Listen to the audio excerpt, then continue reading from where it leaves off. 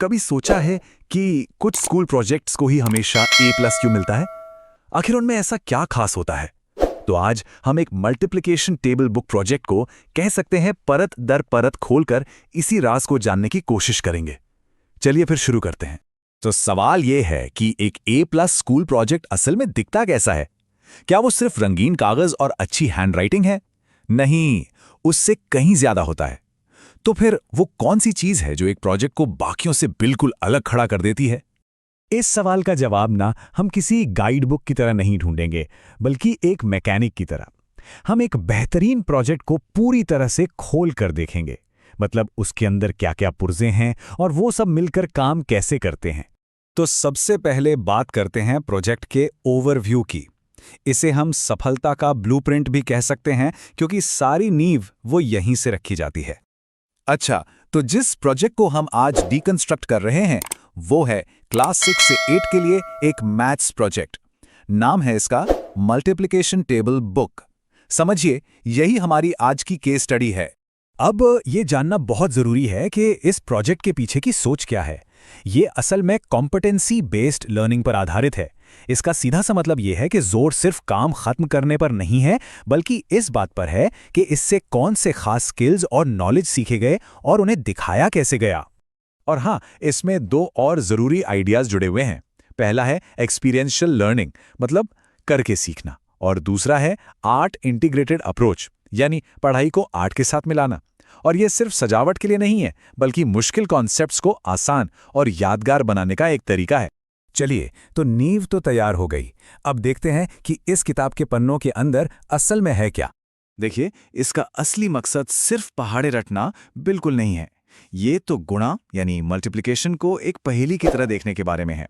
एक ऐसी पहेली जिसे एक्टिविटीज, ड्राइंग्स और अपने आसपास की चीजों को देखकर सुलझाया जाता है।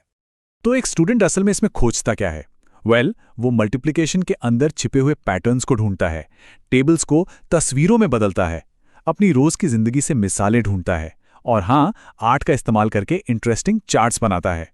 तो ये तो समझ आ गया कि प्रोजेक्ट में क्या है, पर अब सवाल ये उठता है कि एक स्टूडेंट इसे कैसे बनाता है।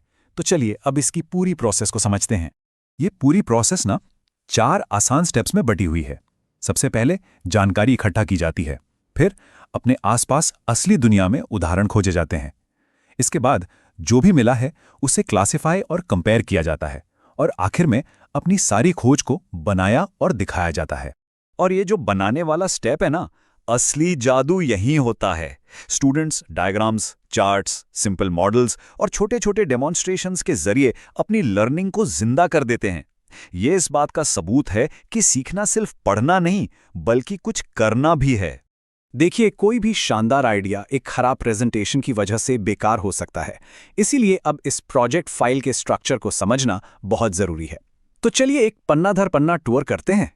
तो सबसे पहले आता है कवर पेज, एकदम साफ सुथरा, क्योंकि कहते हैं ना, first impression is the last impression. इसके ठीक बाद आता है इंडेक्स। ये चेक करने वाले के लिए एक रोड मैप जैसा है, जो साफ साफ बताता है कि कौन सी चीज किस पेज पर मिलेगी। फिर हम पहुंचते हैं प्रोजेक्ट के दिल पर, यानी मेन कंटेंट।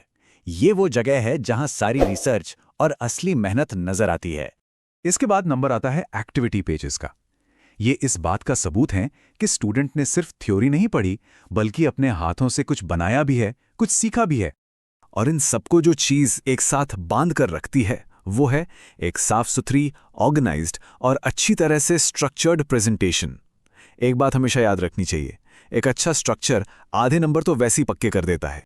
चलिए अब जरा प्रोजेक्ट की आत्मा में उतरते हैं, यानी कि मैथमेटिकल ऑब्जर्वेशंस। देखते हैं कि असली गणित कहाँ छिपा है।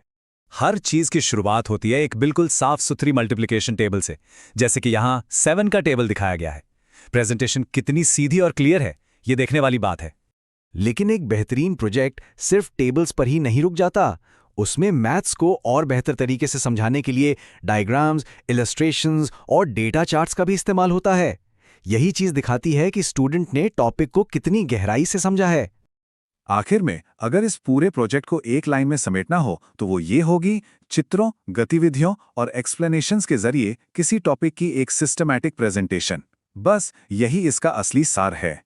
तो हमने देखा कि कैसे एक सिंपल से टॉपिक को भी परत दर परत खोलकर एक असाधारण प्रोजेक्ट में बदला जा सकता है।